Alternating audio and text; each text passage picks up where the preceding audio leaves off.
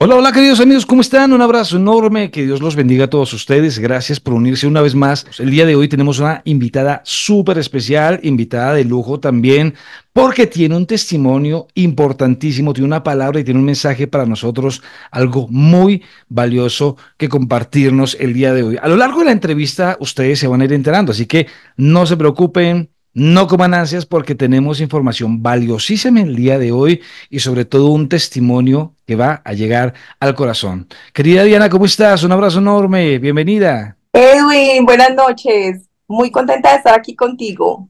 ¿Cómo estás? Muy ¿Lista? bien, gracias. Sí, lista, claro que sí. Pero bueno, voy a dar un pequeño contexto así, tú te vas a encargar de profundizarlo, pero a quien estamos entrevistando el día de hoy, nuestra querida amiga es una gran psicóloga, nuestra querida y bien ponderada, como dicen por allí, Diana Rúa, ella es colombiana, es de Medellín, es psicóloga clínica, ¿verdad? Si no me equivoco, me corriges allí, Claro pero que sobre todo ha tenido una experiencia bastante interesante con dos elementos que yo valoro mucho.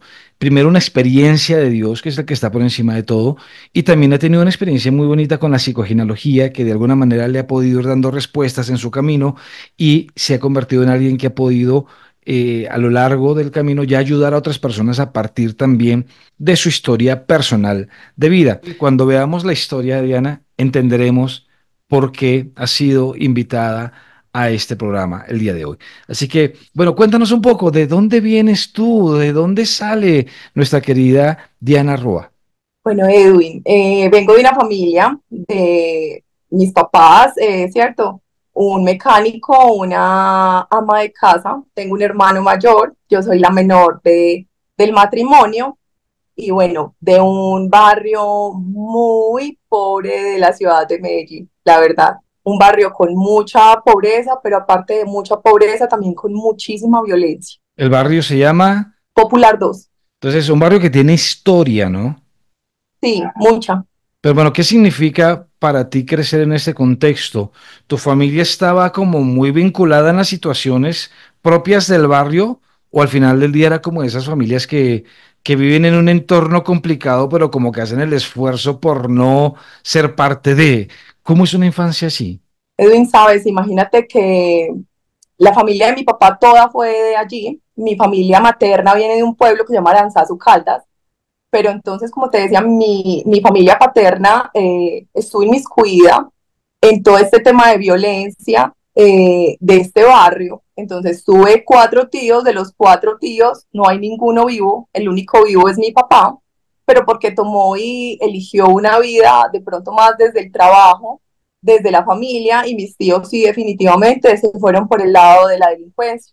Entonces tuve tres tíos y una tía que se llamaba Elvia Patricia. Elvia Patricia inclusive fue la que de pronto cometió más errores y vivió más inmiscuida en esto. De ahí surge mi nombre, Diana Patricia. Ella era Elvia Patricia y yo Diana Patricia. O sea, ya hay una conexión con Sí. este familiar, con tu tía. Claro, claro. Cuando ya comienzo a hacer terapia, esto comienza a resonarme un montón porque yo todo el tiempo me sentía como Diana unas veces y otras veces la Patricia. Y yo, bueno, pero esta Patricia, ¿por qué me hace tanto sonido? ¿Esto por qué me hace como tanto ruido en la vida? Después con la terapia, como te digo, le di explicación a esto. Ya vamos entendiendo igual.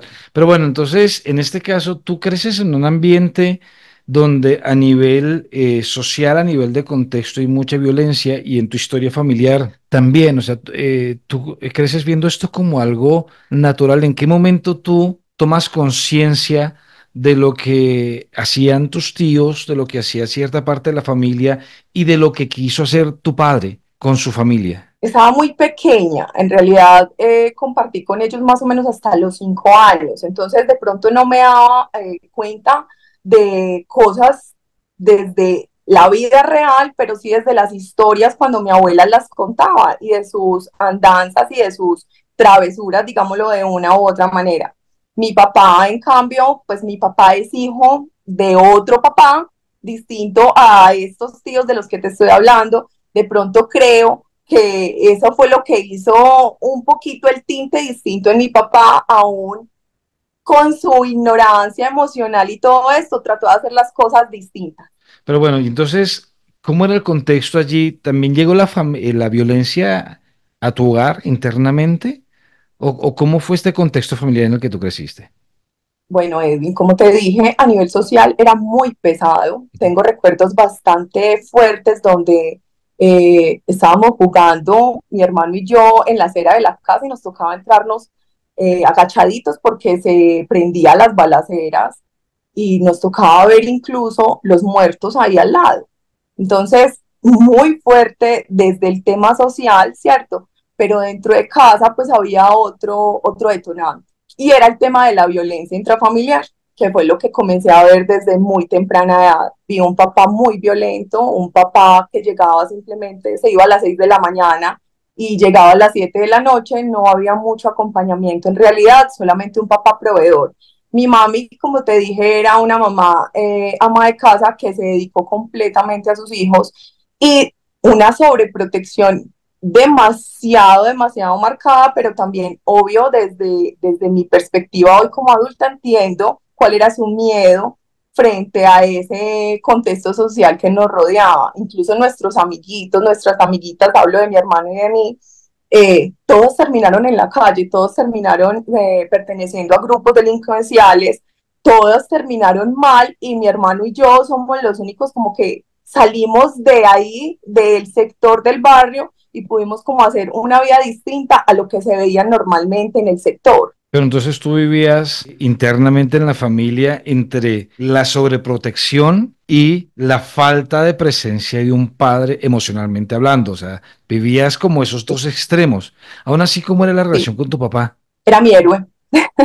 Ya. Sencillamente era mi héroe, lo adoraba, lo amaba dentro de su ignorancia, dentro de su analfabetismo emocional. Era un papá que amaba a través del dar, entonces con cada cosa que llegaba era para Diana, era la niña preferida del papá. Entonces llegaba con el televisor nuevo, llegaba con la radio nueva y todo era para Diana. Entonces definitivamente lo amaba enormemente, independientemente de que fuera con sus características y su forma de ser, porque definitivamente entraba muchísimo terror cuando llegaba a las 7 de la noche y entiendo que llegaba cansado, era mecánico todo el día al sol y todo eso, pero llegaba y teníamos que apagar televisor, teníamos que apagar luz y todos acostarnos. La llegada de él significaba eso. Terminaba el día. Miedo, era Ya. miedo, era miedo.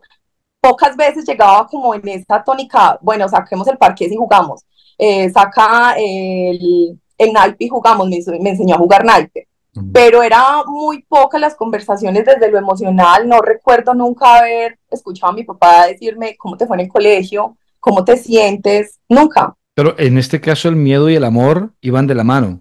Sí, digamos que era así, era su forma, por eso digo, la forma de amar de él era como el dar. Perfecto. Pero bueno, y de ahí entonces, en medio de sentirse protegida, cuidada de tu familia, porque imagino que, bueno, o sea, a pesar de no estar tan presente emocionalmente, aún así imagino que te sentías protegida por tu papá en medio del contexto que se vivía. Me imagino que había también las típicas advertencias, las típicas recomendaciones, cuidado con salir a, cuidado con juntarse con, cuidado con hacer tal. ¿Creciste con esas recomendaciones? Es que era muy ilógico, Evi, mira, era una protección extrema hacia afuera, entonces yo no salía a hacer mandados, yo no salía a absolutamente nada distinto a irme al colegio y mi papá me llevaba al colegio y mi hermano me traía del colegio o mi mamá me traía del colegio, pero adentro del hogar entonces estaba igual el peligro y de pronto no era una agresividad conmigo, pero sí con mi mamá y mientras estaba pequeña de pronto uno ignora, ¿cierto? Como ese rol de mujer que desempeñaba mi mamá y no tener como esa protección o no tener la capacidad para defenderse ella misma, pero cuando ya fui creciendo, definitivamente dije yo, bueno, este puede ser mi héroe, lo amo y lo adoro, pero así no son las cosas. O sea, te empiezas a dar cuenta de la relación tóxica que llevaban tus padres. Sí, sí. Lastimosamente me dejaron en medio de sus discusiones y de sus problemas porque nos dábamos cuenta de todo. Ujú. Entonces, al ver a mi mamá vulnerable, pues sencillamente Diana salía al rescate, como que venga, me toca enfrentarme con mi héroe, con el amor de mi vida, por defender a mi mamá, porque definitivamente uno sí tiene una afinidad con alguno de los dos más fuerte. Y en este caso era con mi papá, pero era enfrentarme con él para poder proteger a mi mamá. Pero llevó a tomar decisiones, esa situación de violencia interna llevó a Sí, decisiones claro. ahí. Sí, sí, sí, llegaron a decisiones porque definitivamente llegué a los 14 años y dije, no más. O sea, tuve una discusión tan fuerte con él por defender a mi mamá que él me dijo, no te quiero volver a ver, quiero que te vayas de la casa y me fui. Me fui a los 14 años y me fui a vivir a casa de mi abuela y de mis tías. Desde ahí saliste definitivamente de casa, desde ese Sí, entonces. no volví. E incluso después de un mes que ya había bajado la marea, mi papá iba, me decía que se iba a regresar y no regresé. Le dije, tú me sacaste de tu casa, pues no vuelvo. Y llegué donde mi abuelita y le dije, abuelita, mira, yo no quiero vivir más de esto, me la paso es en la mitad de mi mamá y de mi papá era muy violento con mi mamá, entonces mi papá golpeaba a mi mamá se iba con los morados para donde mi abuela unos días, mientras se le quitaban los morados y regresábamos. Entonces era una inestabilidad increíble donde yo no podía ni ir al colegio porque sencillamente había habido un inconveniente familiar. Pero qué Me cansé significó para ti llegar a otra casa, aunque sea de tu abuela, pero es otra casa, es otro ambiente? ¿Qué pasó allí? ¿Cómo empieza la historia de Diana? Me imagino que eso significó empezar a tomar un giro, ¿no? Un ambiente mucho, diferente. mucho, además que es muy distinto estar con mamá a estar con abuela y con tías, porque definitivamente la edad también va a interferir en eso, ¿cierto? Entonces, es muy difícil sentirse como que no tienes un lugar en el planeta, como que, bueno, tu habitación es la habitación donde va a entrar las casas de las abuelas acá. Los paisas somos demasiado de abrir la puerta. Entonces, claro, entonces en la casa de la abuela entra todo el mundo, entonces mi cama no era mi cama, mi habitación no era mi habitación, era tener y no tener a la vez. En cuestión de tu visión, ¿algo empezó a cambiar? ¿Estas mujeres que vivían allí influyeron en tu visión? Claro que sí, porque, a ver, definitivamente, tanto mi mamá como mis tías y mi abuela han sido mujeres demasiado religiosas, Ujú. prudentes, o sea, han tenido cosas muy lindas que yo sé que hoy puedo ver en mí y que le puedo estar transmitiendo también a mis hijos, o sea, cambia la visión. Pero y de ahí ya, lejos de la situación del entorno de tu casa, de papá, el tema del colegio, ¿ya lo empezaste a vivir sola? ¿Ya te ibas sola? ¿Regresabas sola a partir de ese momento? Sí, comencé a irme sola y a venirme sola del colegio. De una u otra manera fue como un poquito más de libertad porque mi abuela vivía en un barrio al lado, pero un poquito más seguro, más tranquilo que en el que vivía antes. Y claro, yo tenía un poquito más como la libertad. Mi tía, yo tengo una tía que hizo como todo el rol de papá durante toda mi vida lo ha hecho Ujú. y ella era la como que la que me dejaba y vaya y salga y ya me Ujú. daba como un poquito de libertad y yo esto se siente como muy chévere. Esta parte de esta historia sí me gusta, a pesar de que por dentro definitivamente Edwin la separación de mis papás fue devastadora, porque me sentí como que, bueno, ¿y a quién le importo? Y más en una edad tan fuerte como es la adolescencia y sentirme como que, bueno, ¿de dónde soy? Pero ¿cómo, qué edad tenías exactamente cuando se da definitivamente la separación de tus padres? La separación de mis papás se da cuando yo tengo 14 años, pero yo me vengo muchísimos meses antes de Ya, que ellos dos se separen como tal. O sea, ellos tienen una discusión el día que yo salgo, pero mi mamá regresa a donde él y ya. yo me quedo. Y yo siento que mi mamá me dio o sea, la puñalada más fuerte que me habían dado hasta el momento porque me sentí traicionada. Yo, ¿cómo es posible que yo me peleé con el amor de mi vida y tú regreses y yo me quede? Y tú no Te te estás sentiste quedando traicionada. conmigo. Y me sentí muy, muy, muy traicionada, me dolió demasiado. Eso me dejó muy herida. Por muchísimo tiempo fue tema de terapia. Pero, por ejemplo, como para ir avanzando también en ese tema, ¿qué lectura te haces hoy? Porque en la mente y en el corazón de tu mami también habían emociones, también habían argumentos, habían convicciones, me imagino. O sea, ¿qué lectura tienes hoy de cómo te sentiste en ese momento? Tal vez te faltaron herramientas para poder discernir. Lo digo porque, sobre todo en este contexto, hay jóvenes que observan la situación de sus padres y a veces dicen, no, ya lo mejor es separarse o hacen lo posible por mantener a sus padres unidos a pesar del dolor que eso puede provocar. Entonces, ¿qué lectura puedes tener tú hoy de esto? Edwin, por muchísimo tiempo le recriminé a mi mamá por qué se quedó ahí. Incluso llegué a decirle que cómo había elegido a su pareja, porque cuando le pregunto por el propósito de vida a mi madre, me dice es tener hijos, y yo, pero tú pensaste con quién ibas a tener hijos. Entonces, pues no estoy diciendo que es que mi mamá era perfecta y mi papá era el imperfecto, pero definitivamente mi papá tenía menos herramientas emocionales para formar un hogar, distinto a mi mamá, que había crecido en un hogar con más acompañamiento, con más amor, con más protección. Mi papá no, mi papá ni siquiera tiene el nombre, el apellido de su papá. Entonces le recriminaba de cómo elegiste a tu pareja, cómo elegiste al papá de tus hijos y por qué te quedaste tanto tiempo. Entonces, en un principio, desde la infancia mía, ella me respondía como por los hijos, uno se queda por los hijos. En realidad, cuando crecí me di cuenta que era porque mi mamá se había dedicado a cuidarnos a mi hermano y a mí y definitivamente no había construido una vida laboral con la que pudiese sostenernos a nosotros. Entonces, claro, se quedó ahí soportando, soportando, soportando hasta el final de la relación. Pero definitivamente, como observadora de esa relación, hubiese dado gracias que se hubieran separado con mucha anterioridad para dejar de ver ese patrón que vi de pareja, porque definitivamente todo eso se queda acá guardado y con eso llego a mi matrimonio de pronto no desde la mujer sumisa que vi, sino desde una fuerza de mi papá masculina donde decía, no me la va a montar ningún hombre. Y definitivamente voy a estudiar y voy a ser independiente porque es que no voy a repetir el patrón de mi mamá. Entonces sí le deja a uno demasiadas marcas el ver una relación de pareja tan disfuncional y una relación de pareja donde hay tanto maltrato.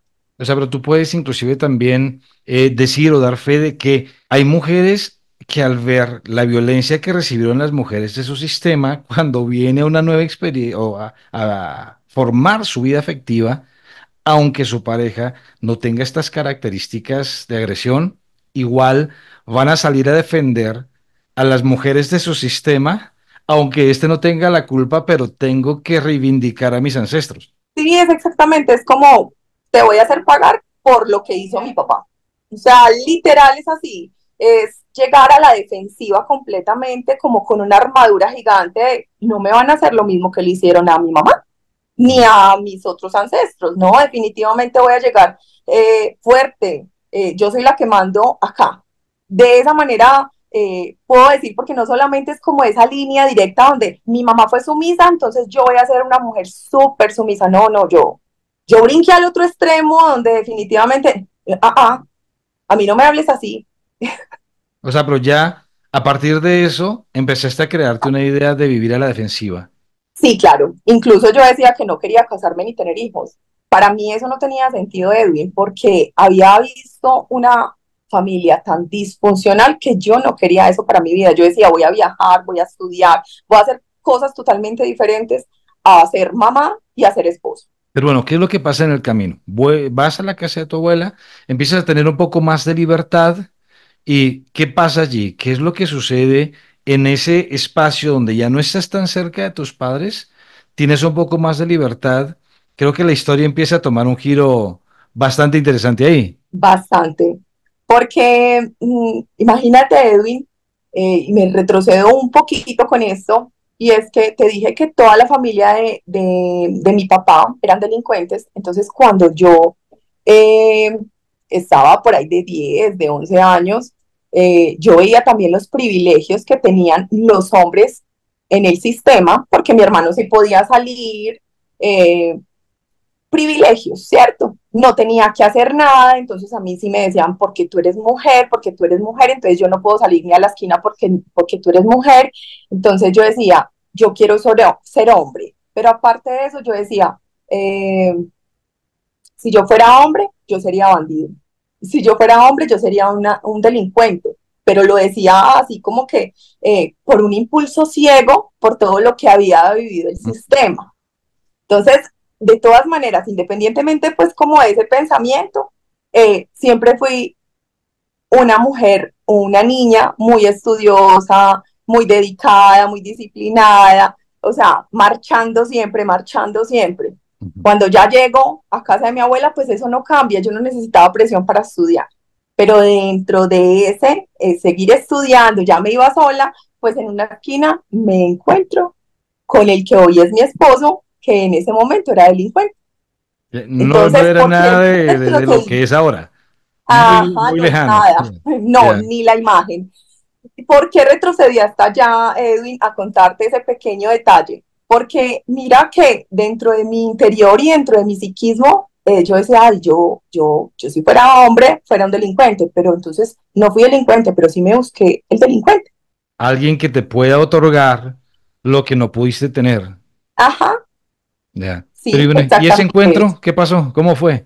Pues iba esta muchacha de uniforme, había salido del colegio, mediodía, y él se hacía siempre en la esquina de casa de mi abuela. Entonces yo subía y subía del colegio, normal, como siempre. Entonces él comienza a vacilarme, me hace, y yo Ya. no miro, vuelve y me vacila, y yo no miro, yo qué miedo, yo no voy a voltear a mirar, qué susto. Y bueno, y sigo. Pasa una semana, vuelvo y me lo encuentro, y vuelve y pasa, y vuelvo y me lo encuentro, hasta que una vez me dice, ¿por qué eres tan grosera? ¿No te enseñaron modales en el colegio? Y definitivamente eso sí ya me asustó, y yo volteé, miré y le dije buenas tardes. Cuando le digo buenas tardes es que me dice, ¿cómo te llamas? Y yo, yo me llamo Patricia. Pues a mí nadie, a mí la única que me dice Patricia es mi terapeuta para que me dé Ujú. una. Pero le dije Patricia para que me llamara y nunca fuera yo a mirar.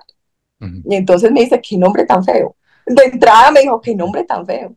Y se presentó, yo seguí, pero desde ahí entonces comenzó a quedarse ahí para que cada que yo subiera, pues pudiésemos hablar algo, unas palabritas, un saludito de alguna cosa. Y yo empecé en un inicio saludándolo solo por miedo, pero resulta que yo estaba muy vulnerable.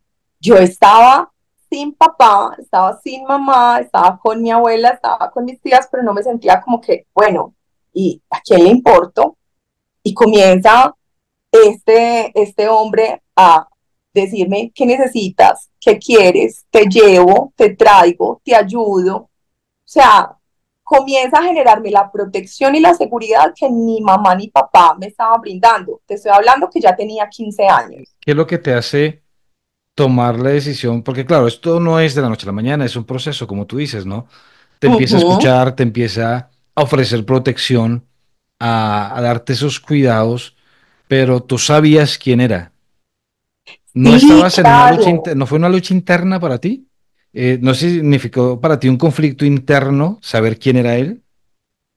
Sí, claro que sí, porque imagínate, Edwin, que Cristian pertenecía a un grupo delincuencial, el cual había participado en la muerte de un primo mío. Y aparte Ya. de eso, Cristian extorsionaba a mis tíos porque mis tíos eran comerciantes. Entonces, imagínate la vergüenza de yo venir a decir que es que estaba enamorada de la persona que había participado O o sea, pero ¿te de enteraste sencillamente, después o ya sabías? Lo veías en la calle y decía, él fue el que extorsionó a mis tíos, él es el que participó de la muerte de mi primo. ya sabía.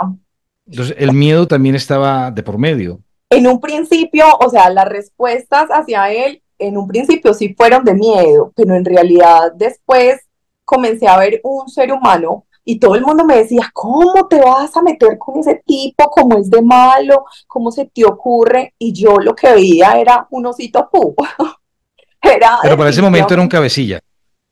sí, pero conmigo, Cristian, fue lo mismo que es hoy. O sea, puede haber tenido comportamientos completamente equivocados desde lo social, pero para Cristian siempre fui como ese tesorito que él cuidaba, Ujú. que él consentía. Entonces, definitivamente, a pesar de que sabía lo que estaba haciendo a nivel social, él conmigo era un ser humano bonito. O sea, pero Además de lo que entras, te digo, claro, pero entras en esta dinámica donde el comportamiento personal, la relación afectiva te protege, te cuida está presente versus lo social y se puede entrar en este conflicto porque, pues bueno, he tenido la oportunidad también de trabajar con muchos jóvenes, ir a muchos colegios y a veces uno siempre escucha a los chicos que se les da las recomendaciones, mira, ten cuidado al momento de emparejarte, escoge bien. Y claro, una cosa es que dice, mira todo lo que está haciendo esta persona con la que estás. Y claro, la chica puede decir, no, pero es que conmigo es diferente. ¿Tú qué dices allí en este tema? Lo viviste como tal, pero tal vez no todo el mundo tiene la misma, no sé si le llamamos fortuna de vivir un proceso, pero al final del día es una decisión arriesgada, ¿no? Porque no sabes cómo va a terminar la historia. Claro que sí, es que fui demasiado, yo creo que también hace parte de esa etapa del enamoramiento, Ujú, sí, porque definitivamente es lo que tú dices, en esa etapa sencillamente estamos viendo lo bonito del otro y venía con muchos vacíos y venía con mucho miedo y venía sintiéndome demasiado sola, donde a nadie le importaba. Y viene este ser humano que me dice, tú me importas, yo te cuido, no hay ningún problema y yo me hago responsable de ti. Entonces yo necesitaba desesperadamente quien me salvara, yo era la damisela en peligro y él estaba listo para salvarme. Pero pero lo que tú eso, dices es completamente real, porque es que sencillamente si la persona desde lo social está haciendo algo, es porque eso también tiene en el corazón. o sea, lo que hacemos en el entorno es el fruto de lo que llevamos dentro también. Y Pero eso, o sea, te aportaba protección, imagino que también te aportaba estatus. claro, Edwin, mira, dentro de todo este tiempo que me he trabajado y que también he trabajado con mujeres, pues me doy cuenta que definitivamente también nos acercamos no solamente con un nicho desde lo familiar, ¿cierto? De lo que te hablaba ahora de mi contexto, sino también desde unas necesidades de protección, de seguridad, pero también de reconocimiento. Reconocimiento, ¿por qué? Porque sencillamente entonces, protección, porque es que nadie se va a meter contigo porque tú eres la mujer del cabecilla. Seguridad por lo mismo, pero estatus porque es que ellos no se meten con la niña más fea del barrio, ellos se meten con la niña más linda del barrio. Entonces, claro, entonces yo soy la más linda porque él está conmigo. Entonces le gané a todas. Es un juego desde el inconsciente. O sea, eso también implica pagar un precio. Estar en una relación de estas características implica pagar un precio familiar, también social. O sea, aunque no eras parte de, pero si eras la novia, de alguna manera involucrada en los negocios de. De pronto no que te vayan a señalar desde estás metida en los negocios de él, pero sí perdí todos mis amigos porque nadie quería estar cerca de mí. Mi mamá me decía, entonces cuando lo lleguen a matar a él, te van a matar a ti.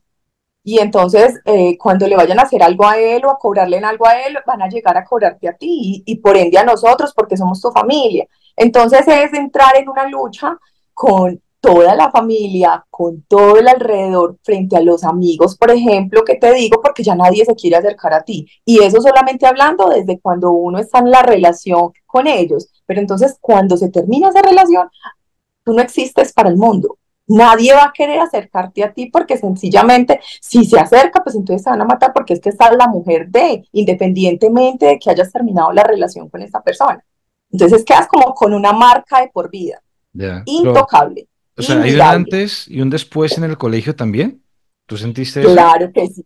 Sí, también, porque definitivamente lo que te decía ahora, o sea, no le puedes decir nada a Rúa, a mí me decían Rúa, no le puedes decir nada a Rúa porque es que el novio es peligrosito y los mismos profesores inclusive comienzan a darse cuenta porque es que entonces comienzan a llegar en carros, en motos distintas todos los días al colegio por ti, donde comienzan a ver quién comienza, porque Cristian era de llevarme al colegio y de, bueno, ay, mira, nunca lo había pensado así. Y mira que dejó de ir mi papá a llevarme y a traerme y comienza Cristian a llevarme y a traerme, A llenar ese espacio. a ocupar los lugares que tenían que ocupar mi mamá y mi papá. Por muchísimo tiempo, Edwin, incluso le decía yo eso a Cristian, y hicimos mucha terapia frente a eso, porque obviamente no era desde esa perspectiva que lo quería ver, pero yo le decía dentro de mi ignorancia, le decía, es que sabes, tú eres mi papá, mi abuelito, mi tía, mi hermano, mi todo. ¿Él tuvo que intervenir? ¿Hubo algún conflicto alguna vez donde realmente la gente se ha dado cuenta con quién estabas? ¿O donde él no Uy, era el Winnie Pooh, sino ya soltó precisamente qué las pena, características que lo hicieron famoso? sí, Edwin, qué pena. Definitivamente son cosas que uno omite siempre, porque dan penita. Y definitivamente una vez íbamos caminando por toda la avenida del barrio Y yo le dije, yo, mira, imagínate que ese muchacho en estos días me estaba siguiendo. El tipo cogió y no, yo no había terminado de contarle y él ya le estaba dando unas patadas. Y yo me quedé como que, ¿qué hice? Y no me vuelvas a mirarla y no le vuelvas a hablar. Y en otra ocasión también tuve una situación con comentarios con un exnovio de una primita y con su primo. Y yo le conté a Cristian, pero con toda la intención de que los fuera y los asustara. Y mi primita y yo, o sea, éramos en el momento de dentro de la inmadurez, éramos como que las más, porque imagínate, ya le fue y le pegó el susto y cuando viene a hablar la mamá de ellos con la familia de nosotros, la vergüenza donde me iba a meter yo, porque ella vino a hablar con la familia nuestra, de qué pasa con su hija, que imagínate pasó esto, entonces era como que tú en qué estás cayendo, esos son los valores que te inculcamos, en qué estás. Entonces, claro, qué vergüenza. Pero ¿cómo lo defiendes? O sea, ¿cómo se defiende una relación de estas características frente a la familia? O sea, Desde la hoy cómo... inmadurez, porque, desde la inmadurez, porque tenía 16 años, ya comencé a los 15 digamos 15 16 años, que fue mientras estuvo él por fuera de la cárcel, pero la defensa era, es que yo lo amo, ¿qué hago? Entonces mi mamá me decía, pero es que te lleva 10 años, Ujú. ¿estás buscando a papá? Y yo, pues puede que sí. No lo leía de esa manera en ese momento. Yo lo que le decía era que me había enamorado y que estaba segura de que estaba enamorada. Pero, por ejemplo, Pero a también era la... un ir y venir. Claro, me imagino. O sea, pero a una madre que escucha hoy esta entrevista, que tiene una hija que tal vez está involucrando en una relación similar o, no sé, con algún grado de parecido y se justifica en el amor, pero hoy, desde tu experiencia de vida y también hoy como terapeuta, ¿cuál es una pauta que tú das? Antes de avanzar igual con la historia, porque mucho más, ¿cuál es la pauta que tú das cuando hay una madre sufriendo la relación de su hija de estas características? ¿Qué pauta darías tú? Eh, Incluso la implemento mucho con mi hija. Yo tengo una hija de 17 años. Entonces, hoy la implemento, aunque no tiene las características de las personas con las que yo sí me relacioné, pues sí lo implemento con ella porque definitivamente entendí que la prohibición no hacía absolutamente nada. A ti te dicen no y tú vas por ese sí y lo luchas y entonces el amor se vuelve más grande porque es que se vuelve sufrido. Entonces, en realidad es más desde comenzar a mirar y a preguntarle a la chica, ¿cuál es tu proyecto de vida? ¿Te ves a futuro con esa persona? ¿Tú compartes valores? ¿Tú te ves a futuro? Porque es que definitivamente cuando tú tienes 16 años, tú no estás eligiendo a tu esposo, tú estás buscando con quién salir a comerte un helado. Tú no estás buscando una persona para compartir el resto de tu vida. Pero entonces esa elección que hagas hoy a los 16 años sí puede afectar el resto de tu vida. Porque no todos van a contar con el mismo privilegio que tengo yo de haber visto a una persona que dijo, definitivamente, ¡pum!, tengo que cambiar. Claro, Sino que se viven precisamente por otras eso. cosas completamente distintas. Mi historia tiene un final feliz, pero no quiere decir que todas las historias la tengan. Tal cual, porque puede haber alguien escuchando, una chica que diga, no, pero es que mi novio que está metido en esta vaina, esto tiene que tener a la fuerza un final feliz, como fue el caso de ellos.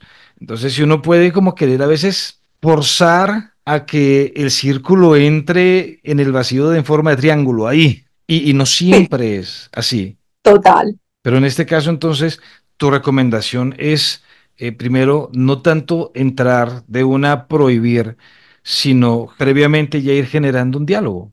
Sí, desde el diálogo, desde poner al otro como, revisa, mira, cuál es su propósito de vida, cuál es su proyecto de vida, si te ves a futuro con esa persona, crees que esta persona va a ser como el compañero idóneo para poder cumplir tus objetivos, porque cuando lo he hecho con mi hija, me ha dado resultados. Pero Y proyecto cuando de las vida a los 15, 16 a veces está como todavía un poco borroso, ¿no?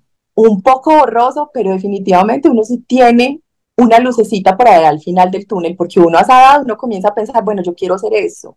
Yo por lo menos a esa edad yo sabía que iba a ser psicóloga. Yo Sí. decía, voy a ser psicóloga y sé que voy a ser psicóloga. Y definitivamente pues nunca pensé cómo iba a ser psicóloga, ni qué repercusiones tenía, y cómo iba a tener que postergar o cómo iba a tener que sufrir mi título a partir de las decisiones que estaba tomando en ese momento, pero sí tenía de pronto claro a dónde quería llegar.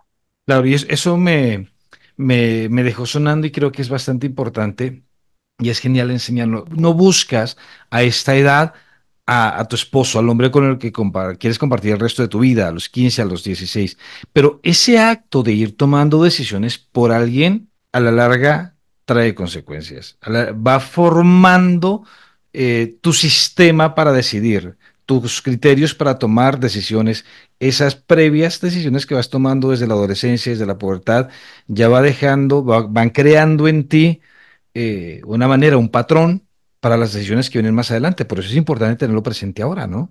Sí, sí, y lo que decía ahorita de pronto era como que, listo, tú puedes tener una meta, un objetivo, pero desde hoy lo estás construyendo. Entonces el preguntarse si esto que estoy haciendo hoy está sumando o está restando para yo llegar a ese punto, si es demasiado importante. Pero bueno, ¿qué pasa en esta historia?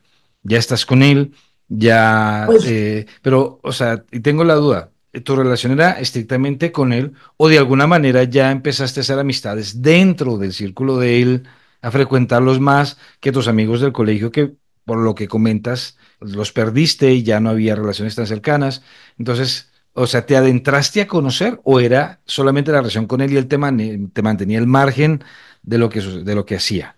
Edwin, sabes que, como te dije, pues sí, perdí muchísimas amistades, pero tengo una familia muy grande, entonces mantenía como con mis primitas, ellas fueron como la red de apoyo en ese momento, pero frente al mundo de él no estuve tan inmiscuida por los mismos cuidados de casa, a pesar de que tenía un poco más de libertad que en el hogar con mi mamá y mi papá, yo no era una niña de estar saliendo hasta las 12 de la noche un sábado o un viernes. O sea, yo era una niña que a las 10 de la noche ya estaba en la casa, entonces yo salía con mis primitas, me comía un helado y para la casa, entonces no me daba muchísimo tiempo para inmiscuirme en la vida de él, a pesar de que sí conocía a algunos amigos, incluso me decían la wafer, porque yo era muy graciosa, divertida, entonces yo molestaba y todo el asunto, pero definitivamente como entrar a verlos consumir o a verlos hacer cosas o planear cosas, nunca, nunca estuve inmiscuida en eso. Más era también de pronto el tema de cuando Cristian se enfiestaba, que pasaban muchos días,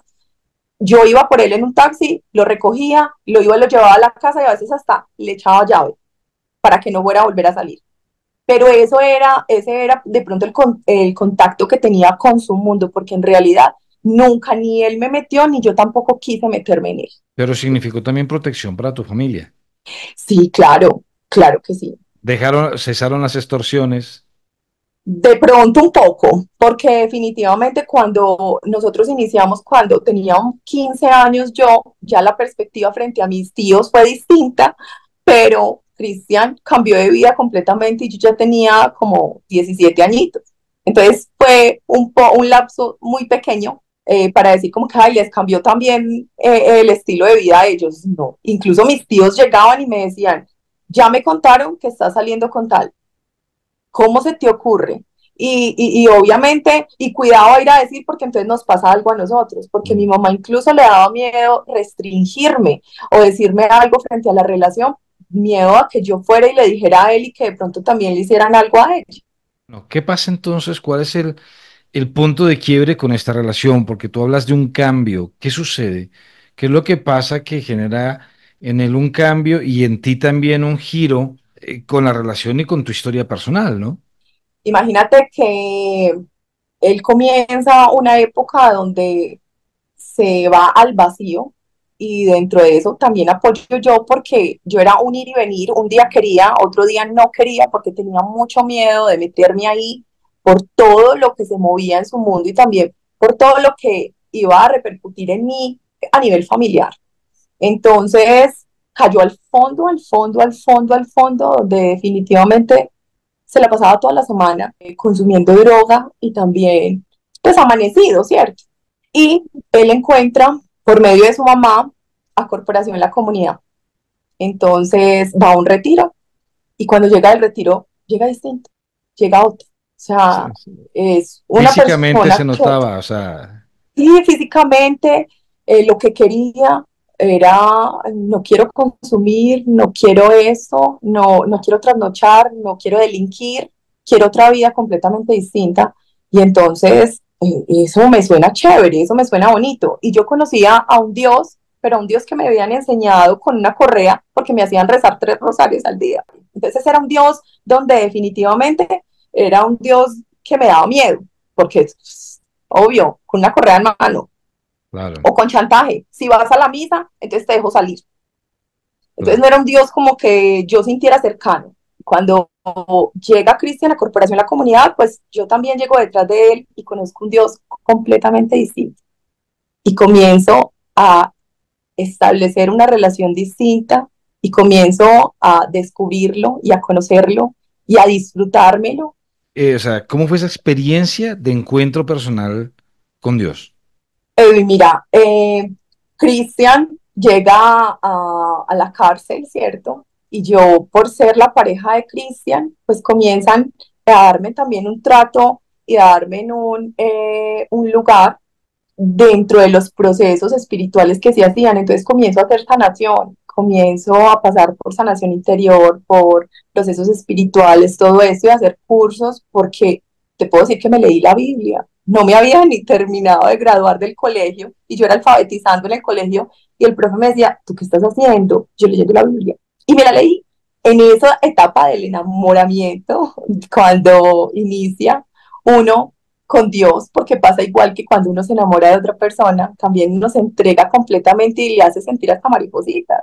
Ujú. Entonces, comienzo desde ahí ese proceso y ese nuevo como comienzo en mi vida.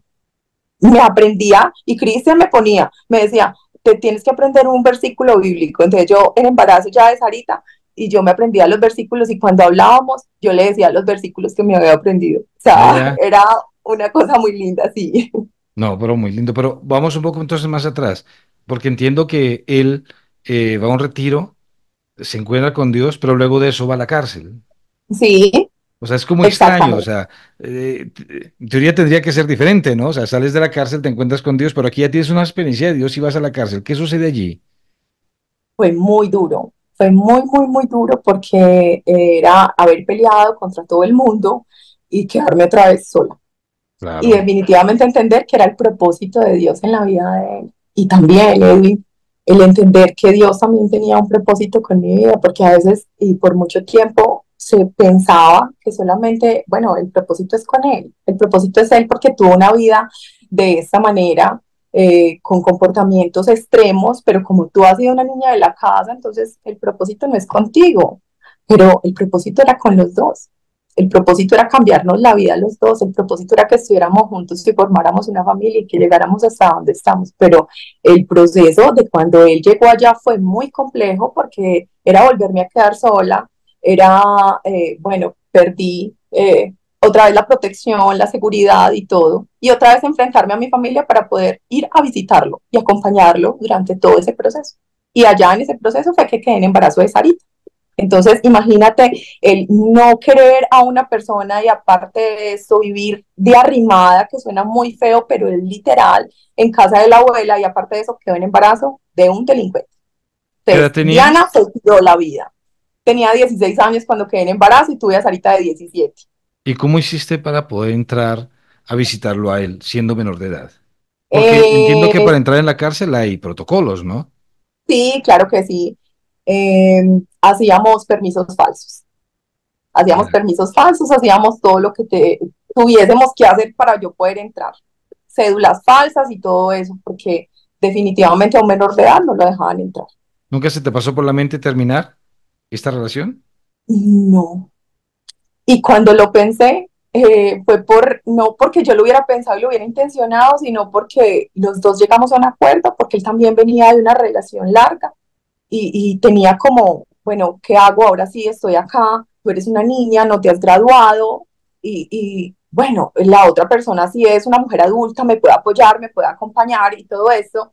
Y cuando llegamos a ese acuerdo, pues nos despedimos y en esa despedida quedé en embarazo. Al mes siguiente le dije, Cris, imagínate, te tengo una mala noticia. Imagínate que yo creo que estoy en embarazo. ¿Cómo recibes esta noticia, o sea, de que estás embarazada? Porque es lo último que espera una niña de 16, ¿no? Enterarse Sí, de que sí. está embarazada. Me recordaste una pregunta que le hicieron a mi hija la semana antepasada y le dijeron, ¿tú eres deseada? Y mi hija le responde, pues ¿quién a los 16 años quiere un hijo? pues, ¿cómo se te ocurre? Qué Eh, interesante manera de sí, sí, razonar, ¿no? mucho, mucho. Mi hija es Mm. bastante analítica. ¿Sabes, Edwin? Me puse feliz. Sentí como que nunca más iba a estar sola, pero dentro de mi inmadurez, porque no sabía qué me venía adelante y qué conllevaba eso, porque nunca tuve niños alrededor chiquitos, porque yo fui la menor. Entonces no sabía que era tener un niño y estar al cuidado de él. Entonces me puse muy feliz, me puse muy contenta, o sea, aunque al principio me asusté muchísimo cuando Cristian me dijo, eso no es una mala noticia, eh, vamos a sacar adelante esto. Definitivamente me sentí como que, bueno, yo soy capaz y todo el embarazo me la pasé solita porque mi mamá se enojó mucho, mi papá no me habló durante todo el embarazo, Pero mi tía cómo lloró te demasiado. sientas a decirle, mamá, vas a ser abuela de... Fue muy fuerte porque imagínate que el día que yo dejé las cosas con Cristian claras allá, nos dejamos de hablar un mes, ese día se enteraron que yo estaba yendo a Bellavista porque yo me iba sin permiso, yo me iba a escapar. Y resulta que mi tía me estaba esperando afuera de Bellavista y me descubre, claro, castigada, todo el asunto. Entonces, un mes después, pasa lo del embarazo ya, que descubro que estoy en embarazo, entonces yo era, Dios mío, o sea, si así les dio que yo estuviera yendo, imagínate ya cómo va a dar la noticia. Pues yo llegué de un grupo de oración de la comunidad, me fui con una primita y le dije, pues si mi mamá me va a tirar de pronto a pegarme, tú me salvas. Ya, Por eso voy a ir contigo. había que Y le llevar dije, mami, escolta. no. Ay, fue horrible. Imagínate que incluso el día que le iba a dar la noticia, que me había ya hecho la prueba de embarazo, yo había presentado el examen para la Universidad de Antioquia. Y Ya, fue muy marcador para mí porque era como el sueño era estudiar, el sueño era seguir saliendo adelante, me lo había prometido desde chiquita y como que esto yo, Dios mío, ahora entonces, ¿qué voy a hacer? Llego del examen, me voy para el grupo de oración, llego y le digo a mi mamá, tengo que hablar contigo, ahí al lado con mi primita por si de pronto me iban a lastimar y le digo, mami, estoy en embarazo. Pues esta mujer comienza a llorar y me dice descarada, mira, nosotros acá de arrimadas, yo no tengo nada, yo vivo desde cuenta de mis hermanos porque mis tíos son los que sostienen la casa de mi abuela. Para ella una vergüenza gigante. Y para mí, de una u otra manera, sabes, Edwin, mirándolo desde acá como adulta, fue como una manera de castigarla. Como ya, que sentí descanso porque como que mira todo lo que me has hecho, esto es un poquito. Aquí están los resultados. No eras como no fue cogerme y gratis. amarrarme. No eras amarrarme de esta manera como me amarraste porque lo sufrí mucho en mi momento. Esa sobreprotección, ese cuidado excesivo, pero también después entonces la traición de haberse ido, de haberme dejado. Entonces como que, vea, un golpecito ahí chiquito como para Sienta. que vea cómo se siente. Pero Vives definitivamente el golpe era para mí. todo el embarazo, él estaba adentro, tú lo vives Sí, sola.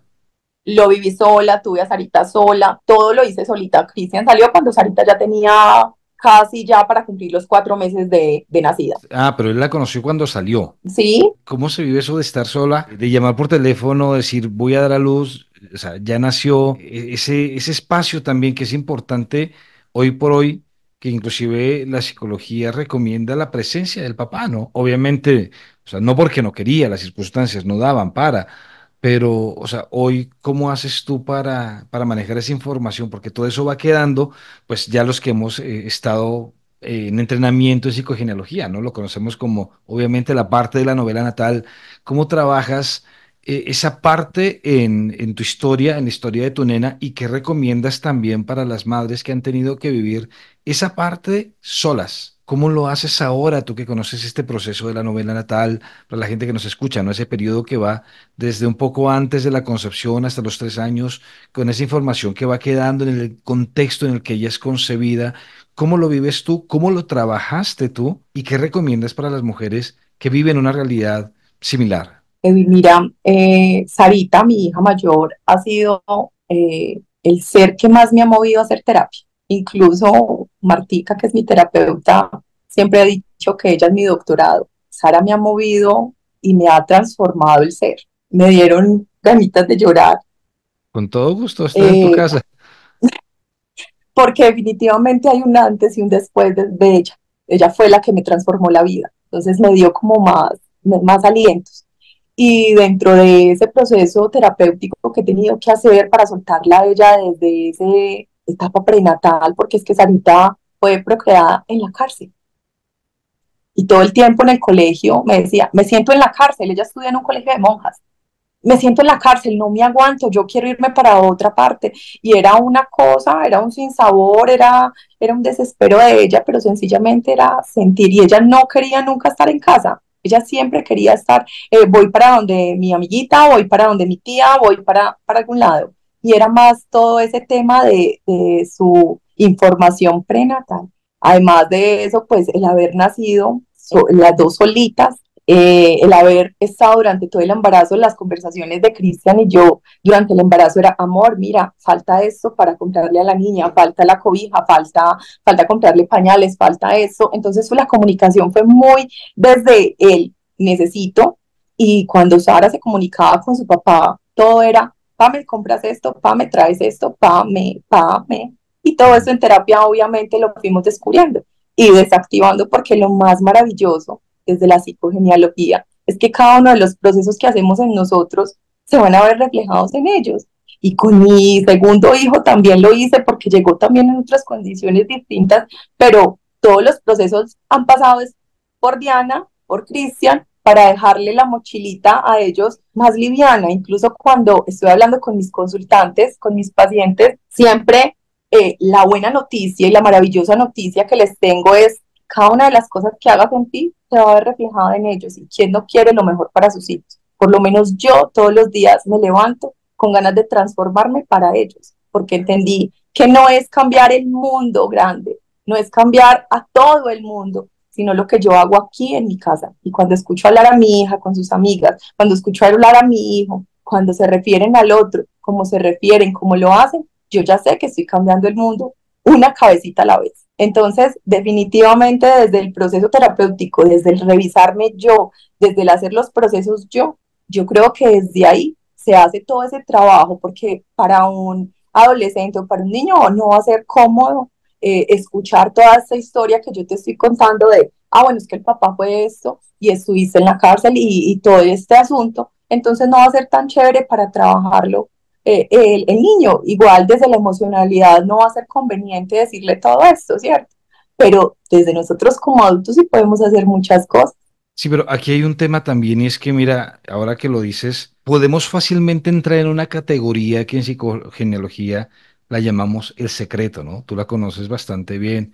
Y entonces hay cosas que no queremos contarles a nuestros hijos y ese contexto en el que se da su concepción, el contexto previo a su nacimiento o esas características de la relación, preferimos guardarla en el secreto, la ponemos en la cripta y de alguna manera es como, mira, o sea, sigue avanzando, que lo importante es ahora que te empeñes, pero qué importante también es sacar eso, ¿no? Te lo comento porque, claro, tú lo dices, mira, fue concebida en este contexto, viví esta realidad previa, durante, después, en el nacimiento, qué complejo, pero hoy seguramente habrá mujeres que te escuchan y dicen, no, es que, o sea, ¿cómo le voy a decir a mi hija ese contexto? ¿Cómo le voy a decir a mi hijo este contexto?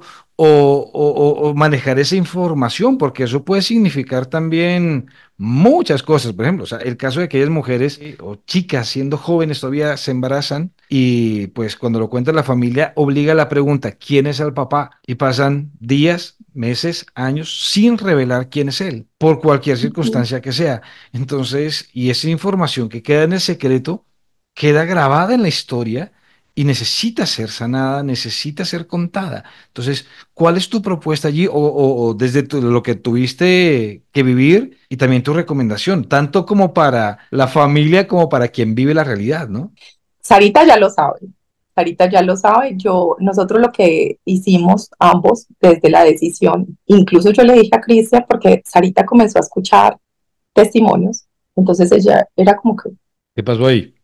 sí, no entiendo muy bien esto, no entiendo muy bien esto, pero siempre le dejé como la tarea a Cristian, porque era su parte de su historia. Yo le expliqué desde mi perspectiva el ser mamá tan chiquita y todo lo que tuve que lidiar con esto.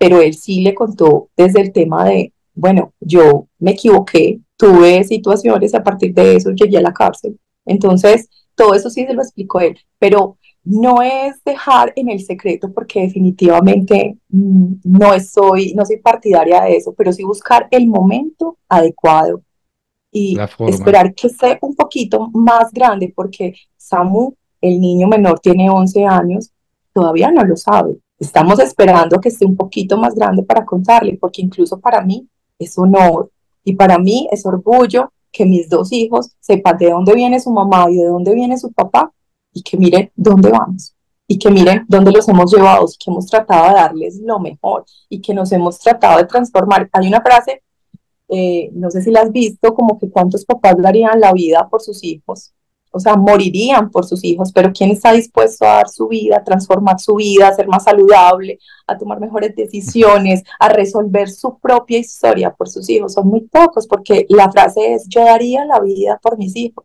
yo moriría por mis hijos, pero venga, es que él daría la vida, es distinto. Sí, que ese es un acto de amor que dura un momento, Uh entregar. -huh. El acto de amor que dura toda la vida es trabajar en uno mismo.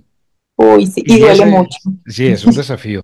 Pero Sí. entonces, esa es tu invitación, ¿no? Para aquella mujer que escucha y dice, pero, qué difícil que es sacar todo eso. Obviamente en el momento que sea, ¿no? Pero, ¿qué le dirías tú a esa mujer que tiene miedo de hablar, que tiene miedo de regresar al pasado? Tal vez la concepción de su hijo, de su hija fue en circunstancias muy complejas. O tal vez aquella persona que inclusive se entera de que fue concebida en una situación nada favorable y que tal vez a esas alturas del partido siguen renegando. De pronto, Edwin, es tener como perspicacia a la hora de mirar de pronto si la información que yo voy a dar en ese momento, si es efectiva para lo que está viviendo la persona. O sea, ejemplo, yo, ¿cómo le voy a decir a un niño de 10 años que nunca lo quise tener y que tuvo intentos de aborto? No, no lo siento prudente. Es más desde el trabajo que yo pueda hacer desde un acompañamiento. Siempre es buscar, y esa es como mi recomendación. O sea, si hay una situación que en tu hijo está haciendo ruido, ejemplo, lo que yo te decía de mi hija no soportaba el colegio y me decía que era una cárcel. No, la cárcel la tenía adentro desde que estaba en la pancita mía.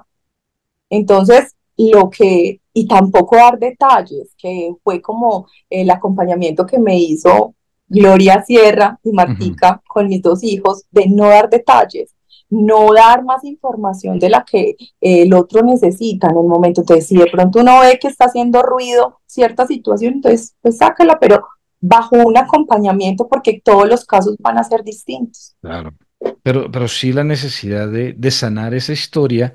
Obviamente hay detalles que no son necesarios compartirlos, pero sí un contexto que aporte al objetivo de sanar. Además que no sabemos en qué momento nos va a hacer ruido una situación, porque es que nunca vamos a terminar y nunca vamos a hacer un proceso finalizado de sanación, ¿cierto? Entonces no sabemos cómo puede ser a los 10 años, puede ser a los 20 y puede ser a los 30. Y esa situación que nos pasó por allá en el tema del embarazo, en la etapa del embarazo, por allá a los 2 3 años, pues no tiene que llegar ahí mismo. Las consecuencias, muchas mamás me dicen, pero ve, mi hijo no tiene esto, es que no quiere decir que va a salir en determinado momento. Nosotros no somos una regla, todos los seres humanos nos desenvolvemos y nos desarrollamos distinto, dependiendo también de los estímulos que hay afuera. Puede ser en una relación de pareja donde tú comiences que se te detone eso. Entonces también como mirar el momento, si sí es conveniente y no dar de más información, siempre lo digo mucho porque definitivamente cuando damos información de más, también podemos dañar al otro.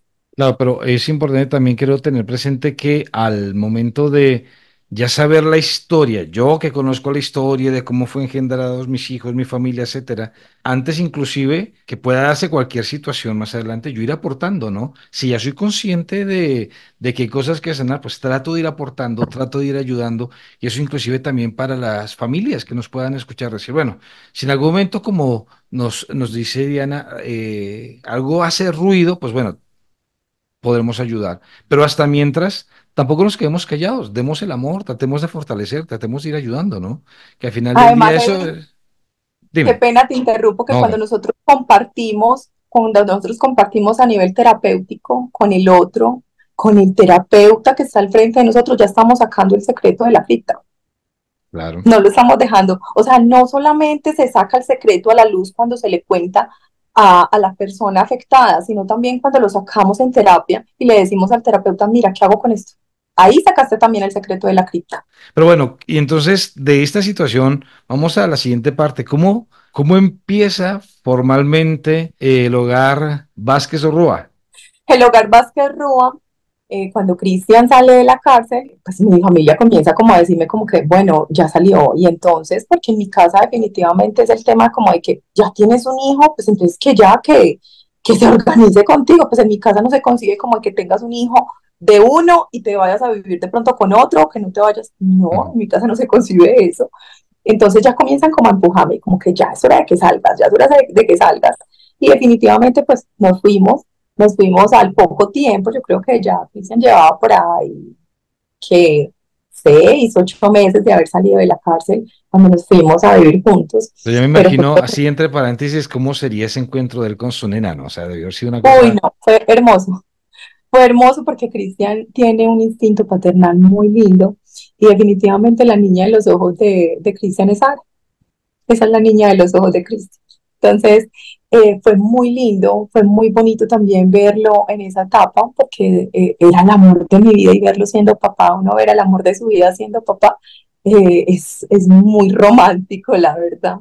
Pero lo que no era romántico era como las condiciones en las que estábamos. Entonces, claro, salió de la cárcel, no trabajo, él nunca había estudiado nada, no sabía hacer algo distinto a lo que había hecho por tantos años y yo era una niña que ya se había graduado del colegio, que dentro de todo el embarazo de Edwin, eso no te lo conté, dentro de todo el embarazo me la pasé buscando estudio y yo llegaba con mi barriguita a los institutos y a las universidades y todo el mundo me miraba como que, oiga, vaya a parir, pero yo era con yo voy a estudiar, yo voy a salir adelante, yo estoy en embarazo, pero yo tengo sueños y cuando sale la primera conversación que tuvimos, fue yo llorando en la sala de casa de mi abuela y yo le decía, es que tú saliste, ya tienes una beca para estudiar, porque el colombiano le dio una beca, y comienzo yo a decirle, pero entonces mis sueños, ¿qué? Y entonces yo tengo que guardar mis sueños y yo fui la que tuve la niña, entonces yo soy la que tengo que abnegarme de absolutamente todo y ya silenciarme al mundo.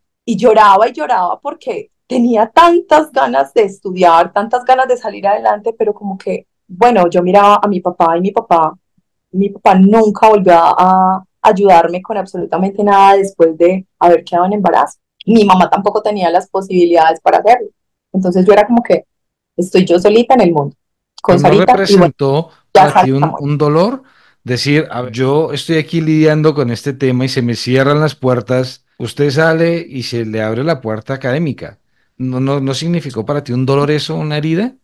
Me dio rabia, ¿sabes por qué? Porque es que entonces yo le decía, o sea, uno tiene que ser en este país, coger un arma, matar una cantidad de gente, hacer las cosas mal para que a ti te puedan dar estudio. No tengo plata para estudiar, pero tengo muchas ganas de estudiar, pero sencillamente como no era desmovilizada, ni de la guerrilla, ni del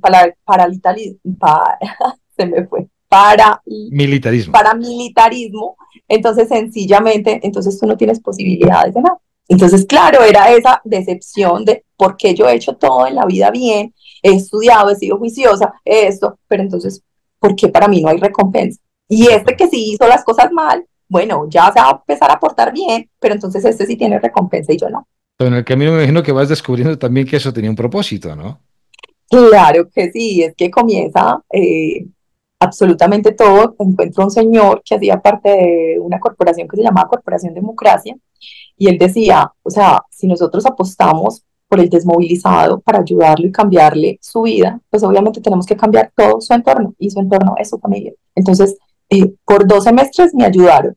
Por 2 semestres, entonces, claro, hicieron el sueño realidad de Diana entra a la universidad y no te preocupes por absolutamente nada. Y Diana era la mujer más feliz de la vida. Yo no sé qué fue haber sacado un -4 en la universidad, Ujú. porque definitivamente era mi pasión y yo era un ratoncito de biblioteca. independientemente de que muchísimas veces ni mis papás me colaboraban, ni los papás de Cristian, con Sara me tocaba ir a estudiar. Pero ¿cómo viviste esa realidad de ser madre y en la universidad? Me imagino que es un desafío cuadrar horarios, es un desafío Mucho. estudiar, es un desafío total en todos los sentidos, ¿no? Demasiado. No sé cómo lo hice, si miro hoy hacia atrás, definitivamente no sé cómo me gradué, incluso cuando me entregaron mi cartón de psicóloga, lo primero que hice fue entregárselo a Sara, porque como que ella lo sufrió conmigo, porque es que era irme yo en metro, en transporte público, con la pañalera, con la niña, con el bolso, con el computador, y váyase para la universidad, y váyase con los colores, y toda la universidad conocía a Sara, porque muchísimas veces no me cuidaban la niña. Entonces me tocaba irme con ella y ponerla a un ladito a que colorear. O sea, ella entraba al salón contigo.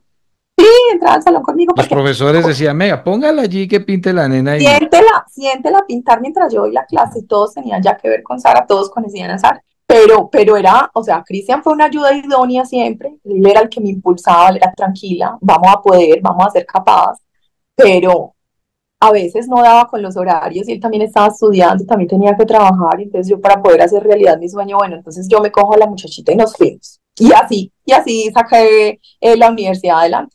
Pero fue muy duro porque ese acompañamiento frente a lo económico y la beca nada más fue por 2 semestres. Después, entonces, vendimos cruces, vendimos ajonjolí, vendimos maquillaje, vendimos pijamas, vendimos de todo.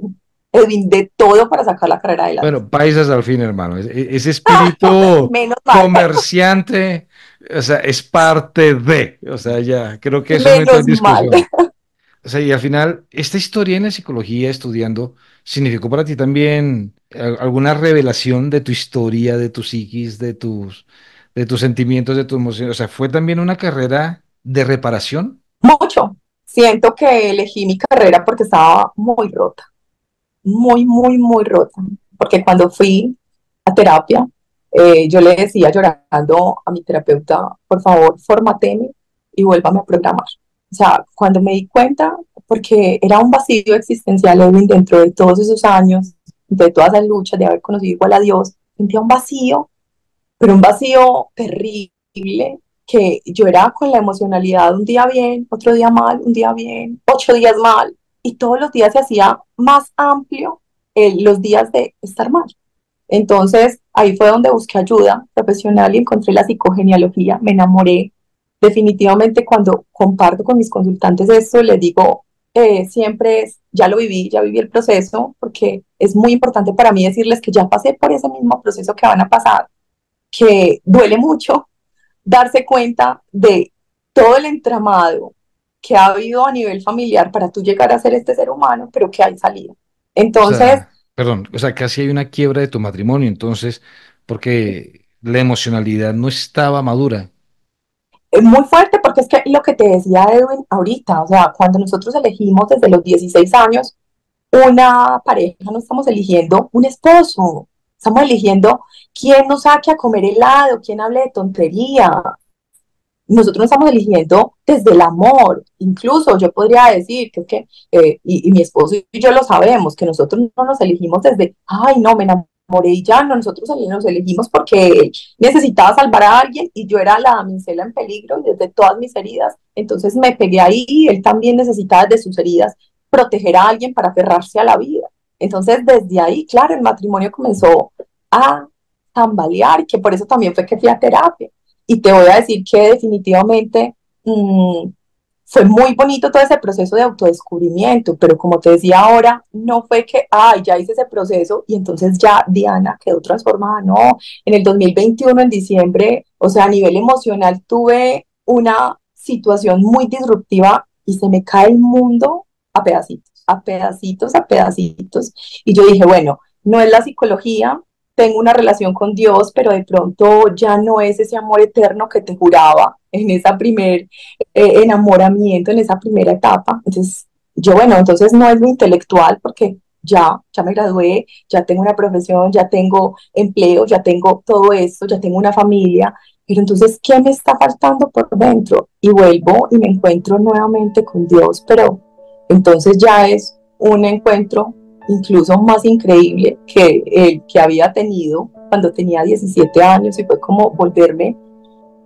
no ni siquiera a congregarme en un lugar, sino como que a buscarlo arduamente todas las mañanas, levantarme, orarle a las 5 de la mañana, llorando y decirle, por favor, lléneme el vacío, porque ya hice terapia, porque ya he hecho lo humanamente, pero todavía me siento rota y me siento vuelta a nada.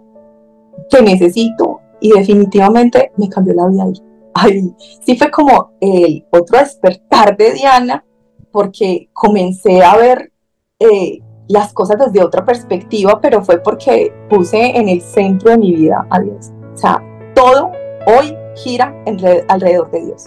O sea, no era Dios es una fase de mi vida como de pronto lo tenía antes, o Dios es una parte de mi vida, sino que Dios hoy es el centro de la vida de Diana. Y ahí sí, la vida empezó a sonar bien bonito, porque descubrí definitivamente muchas cosas que tenía todavía en mi interior, que no era con terapia, que no era con de pronto haber progresado a nivel económico con Cris, no era todo lo que habíamos construido, la historia feliz que todo el mundo piensa cuando uno dice, bueno, se casaron, tuvieron hijos y fueron felices. No, eso sigue estando muchas cosas en el interior.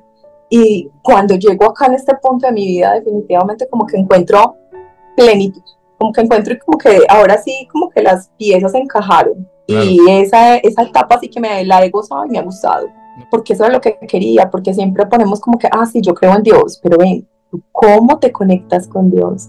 ¿Tú cómo intimas con Dios? O sea, ¿cuál es la relación? O sea, solamente es para decirle, hey, necesito, o definitivamente Dios ya está en tu día a día, y entender, y definitivamente hay algo que siempre le pregunto a mis consultantes y es, bueno, ¿en qué crees? Porque no quiero ser irrespetuosa con las creencias de ellos, pero cuando me dicen yo creo en Dios, yo soy católica, soy cristiana, siempre me apoyo también en eso, porque encontré que definitivamente, o sea, el mundo nos ofrece mil cosas para llenar vacíos, esos vacíos que nos dejaron la familia, esas grietas que quedaron en nuestra infancia o en nuestra adolescencia. Entonces está el alcohol, está las drogas, está el sexo, está o sea, mil cosas, pero definitivamente somos seres que llenamos un momentico con este tipo de situaciones y que otra vez volvemos a quedar en falta, pero que cuando definitivamente encontramos que la pieza que faltaba era Dios, Jesús en tu vida, o sea, como que todo encaja. Encaja, perfecto. No, y es así. Y sin embargo, creo que es a donde tenemos que apuntar, bueno, para los que somos creyentes al final del día es el objetivo, ¿no? Porque es lo que nos otorga más sentido de la existencia. Sin embargo, me quedó una parte allí, sí quería, más bien no quiero concluir sin que me expliques esa parte, ¿cómo terminas tú? Porque, claro, me hablas de tus terapeutas, de tus maestras, de Glorita, de Marta, quienes las conocemos y pues les tenemos todo el cariño del mundo, pero ¿cómo terminas involucrándote en ese mundo? Porque al final del día creo que a veces eso nos llega como, son situaciones que llegan y uno no las tiene planeadas. ¿Cómo terminaste allí? Sarita. Ya. Resulta que Sarita teníamos una relación bien difícil porque Sarita teníamos un desorden de edad. Entonces Sarita era una competencia conmigo. Sarita no me veía como la mamá, sino como la hermanita. Entonces teníamos unos disgustos. Yo fui siempre una mamá muy responsable, pero entonces no era una mamá muy cariñosa. Y teníamos muchas situaciones adversas y definitivamente desde ahí comencé como que no quiero esto ni para ella ni para mí, porque la amaba profundamente, pero como que algo no me dejaba hacer lo que yo quería hacer con ella. Y resulta que Cristian entra a un proyecto de acá de Sabaneta a nivel educativo y conoce al sobrino de Glorita y comienza Santiago a ir a la casa y a tener conversaciones bien interesantes con nosotros. Y cuando yo le cuento un poquito de lo que estaba pasando, incluso yo le digo, Santiago, tú me puedes hacer terapia. Y claro, comencé a hacer terapia con él y descubrimos no solamente eso, incluso no volví a la terapia porque no estaba preparada para todo lo que tenía que resolver en ese momento. Esto sí fue sobre información, tenía muchas cosas todavía, pero entonces él me dijo, ¿sabes? es que mi tía habla sobre esto y mira, tiene unos libros. Y comenzamos, Cristian y yo, a devorarnos estos libros y como que le encontrábamos sentido a tantas cosas que definitivamente dijimos, esto nos gusta, esta corriente de la psicología, porque antes éramos psicólogos, pero éramos psicólogos más desde lo cognitivo. Entonces como que esto sí como que me gusta, me cuadra, me hace sentir a mí.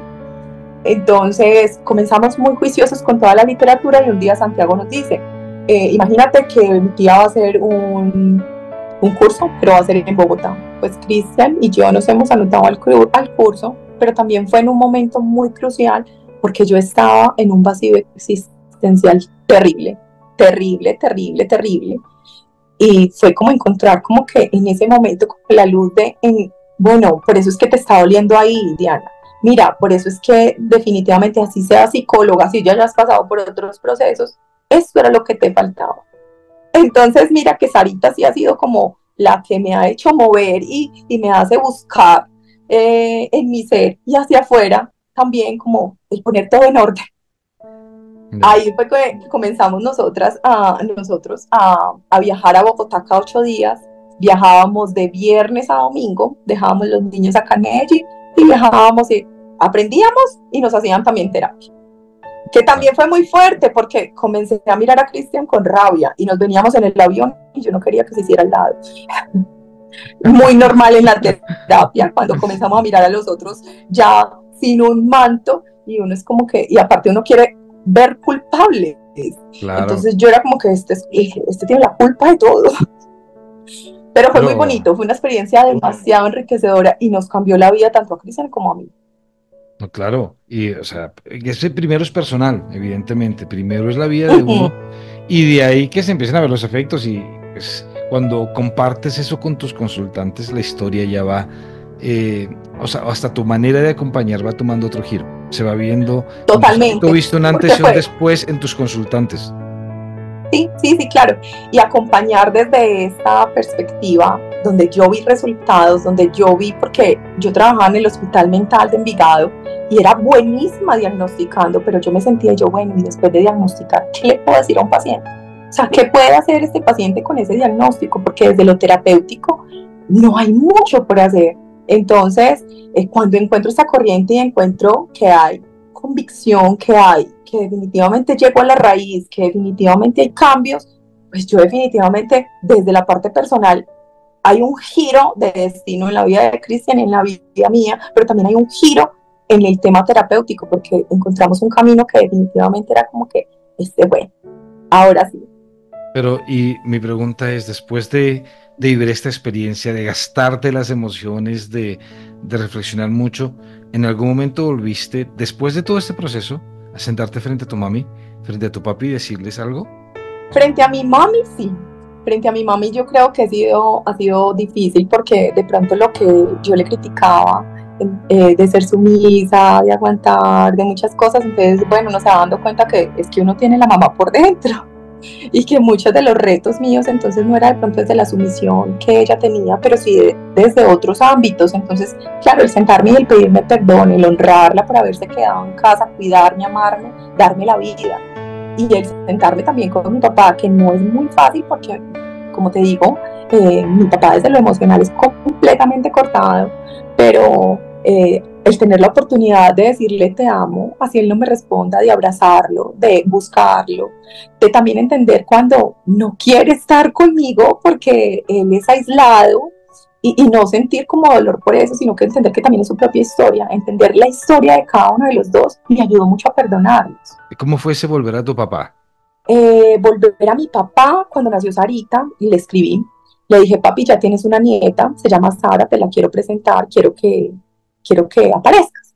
Pues no apareció, y yo cogí y me fui con mi hija hasta la casa de él y se la presenté. No me hizo feo, incluso desde ahí se partieron muchas cosas porque cuando yo comencé a entrar a la adolescencia, mi papá como por respeto no me volvió a abrazar ni me volvió a dar besos como por el mismo respeto que me tenía, y fue volver a abrazar, fue volver a decirme, ya me dice te amo, que Dios te bendiga hija, pero no es una relación así. entendí cuáles eran sus heridas y también no me obligo ni lo obligo. Nos amamos profundamente, lo honro, lo adoro y tomo lo mejor de él y también de mi mamá. Claro, pero es, como te Y seguir. decía, es volverle a dar ese espacio, ¿no? Sí, El espacio que en sí, algún momento se negó. incluso con mis hijos pasa algo y es que mi papá no comparte mucho con nosotros y mis hijos les cuesta mucho reconocerlo como abuelo, pero le dicen abuelo y yo les digo, y es el abuelo, independientemente de que no lo vean mucho, de que no sea el más cariñoso, de que lo veamos por allá de vez en cuando, es el abuelo. Entonces cuando están con el abuelo o el abuelo, bueno, el saludo, esas cositas que es como darle ese lugar a él, que así él mismo se salga del rol. Pues, obviamente desde el conocimiento que tengo, la necesidad de mis hijos reconocer también que, pues, que hay por encima de la mamá está la abuela. Claro, que es parte de su sistema, que gracias a él estás tú, Exactamente. tal cual. Pero bueno, yo te diría, ya para concluir, tú que para todas estas mujeres que están viviendo una relación así, que de alguna manera quieren sacarla y que salga bien a toda costa, ¿cuál sería tu recomendación ahí, tanto como profesional como mujer creyente? O sea, ¿hasta qué punto luchar? ¿Hasta qué momento decir, sabes qué? O sea, piénsatelo bien, porque, claro, esta historia puede sonar para muchos, tiene que ser también mi historia, tiene que terminar así. Tú que has vivido esto, y tú que has vivido inclusive las dos caras de la moneda, viendo también tu historia ancestral, ¿cuál sería tu recomendación en este caso a aquellas personas que viven circunstancias similares y quieren sacarla a la fuerza? Bueno, definitivamente yo creo que hay cosas que son demasiado importantes a evaluar aquí. Es el tema de si el otro quiere y si el otro tiene con qué. Porque a veces desde lo emocional, y por eso lo nombraba con el tema de mi papá, pues no puedo pedirle más a mi papá desde lo emocional, no tiene más. No lo puedo obligar, no puedo querer hacer procesos por el otro. Entonces, eso sí tiene que ser fundamental, que el otro quiera y que el otro tenga desde lo emocional esos recursos también para poder girar y dar ese cambio, porque obviamente ese cambio va a generar un cambio a nivel familiar y a nivel de pareja. Entonces, revisar qué quiero, revisar si lo que tengo hoy, pues obviamente me va a sumar para lo que quiero mañana, porque es que sencillamente cada una de las cosas que hacemos en el día a día es lo que me va a llevar a ese mañana que yo quiero, ese objetivo, esa meta que yo quiero. Entonces, obvio, la fe. Y yo sé en el poder transformador de Dios y también sé en los procesos que Él hace y tengo la plena certeza de que si a Él le da la gana, hacia ti cambia. Pero también yo como mujer debo de darme un lugar, también yo como mujer debo pensar en mí y lo que te decía también con mi familia de cuánto hubiese agradecido que mi mamá hubiese tomado una decisión a tiempo para que no tuviese tantos años, para que no hubiese estado tan rota, porque hay un momento donde también le dejamos como todo a Dios y obviamente hay decisiones y para eso nos da libre albedrío. Entonces tú eliges con quién te casas, tú eliges con quién vas a tener hijos y no le puedes dejar solamente todo eso como a Dios. Ah, bueno, ya me metí aquí, entonces mira a ver usted qué hace. Ahí va. Nos dieron libre albedrío, pues yo también decido qué es lo que quiero darle a mis hijos, qué es lo que quiero, cuál es el futuro que quiero para mí. Entonces yo creo que esos dos puntos que te dije de tener muy en cuenta y también tener la conciencia de hay momentos donde la persona no quiere y ya, y no puedo hacer nada. Y puedo orar todos los días.